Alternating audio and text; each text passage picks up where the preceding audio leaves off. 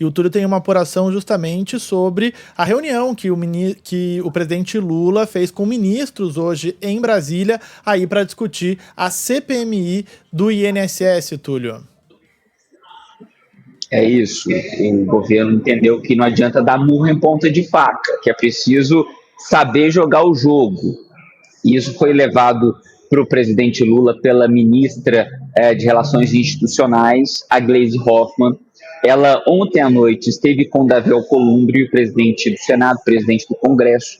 Ele é o responsável por dar o start na comissão parlamentar mista de inquérito, né, a CPMI mista. Por quê? Porque ela é composta por deputados e senadores, né, membros das duas casas. E o Alcolumbre disse o seguinte para a Gleisi: olha, eu consigo retardar a abertura da CPMI, mas em algum momento eu vou ter que dar abertura. Não tem como não ter CPMI se a oposição continuar insistindo. E lembrou Gleisi de como foi aberta a CPI da Covid, né? Porque o Rodrigo Pacheco, que era o presidente do Senado à época, não quis abrir, a oposição recorreu ao STF, o STF determinou a abertura. Ele disse que é o que vai acontecer. Então, para evitar esse problema com o STF, ele vai abrir essa CPMI, querendo o governo ou não. Ele disse que não dá para segurar. E a Gleisi, então, foi para passar esse recado para o Lula, junto com o Sidônio Palmeira, o marqueteiro do presidente Lula, que hoje ocupa o posto de ministro da Secretaria de Comunicação Social.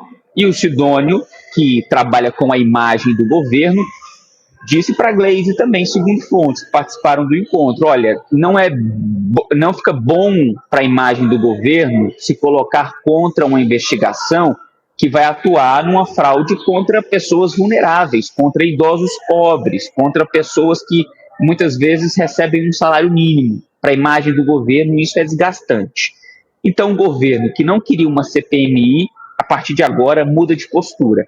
Não vai mais lutar, não vai mais tentar boicotar a CPMI, vai sim lutar por papéis de protagonismo dentro da comissão de inquérito. Ou seja, vai querer a presidência ou a relatoria.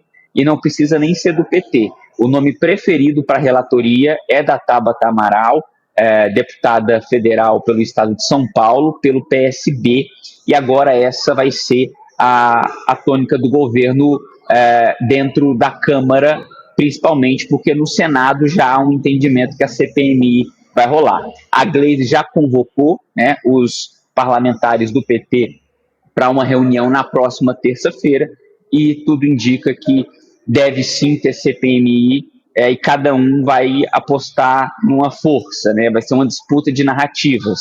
Os bolsonaristas dizendo que a fraude teve um grande boom, uma explosão de casos agora no governo Lula, e a base governista dizendo que as regras foram afrouxadas no governo Bolsonaro, por isso que a situação chegou onde chegou.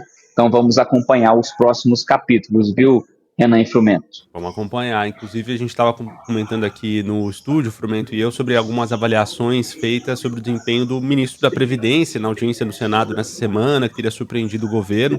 E até um ponto interessante de treinamentos que vão acontecer a partir de agora, de nomes que possam participar dessa CPMI. Comentávamos ontem com o Rodrigo Orengo aqui, né, no Entre Nós, sobre o desgaste que a CPI e CPMI geram a algumas pessoas, e é preciso se preparar, se precaver para estar diante desse desgaste e quem sabe até tirar alguma vantagem, algum proveito, sair melhor do que entrou, com treinamentos que acontecem aí na área de comunicação, de como essas pessoas devem se portar, né, Túlio? É isso. A oposição aposta num desgaste, né?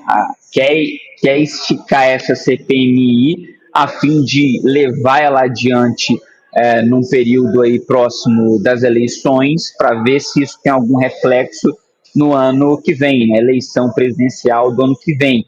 Mas a base do governo diz que a investigação já trouxe à tona que o esquema não é de hoje. Então, quem tiver condições de compor os membros da CPMI, né, cada bancada tem direito de indicar um determinado número de parlamentares. Quem conseguir a maioria para trazer essas pessoas para essa oitiva, pessoas de seu interesse, tanto a oposição quanto a base do governo, é que pode sair vitoriosa nessa guerra de narrativas. Afinal de contas, é a tal da guerra de narrativa, porque o que a investigação diz é que esses escândalos começaram em 2016, em 2019 houve uma flexibilização muito grande por parte do Congresso Nacional, que foi sancionada pelo então presidente Bolsonaro, o que levou a uma explosão de casos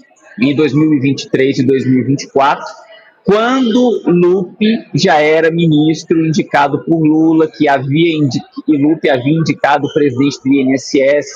Lupe ficou sabendo dos casos desde 2023 e teria sido omisso, assim como o presidente do INSS. Ou seja, dá para respingar para todo mundo, dá para sobrar para tudo que é governo.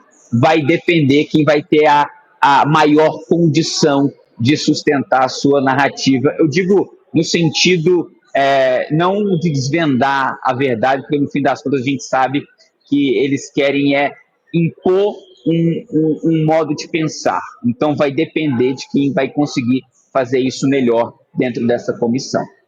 Túlio Amâncio, direto de Brasília, aí, com detalhes sobre gripe aviária, sobre a mobilização do governo para essa CPMI do INSS. Obrigado, viu, Túlio? Um bom fim de semana por aí. Um abraço. Valeu, gente. Um abraço a todos.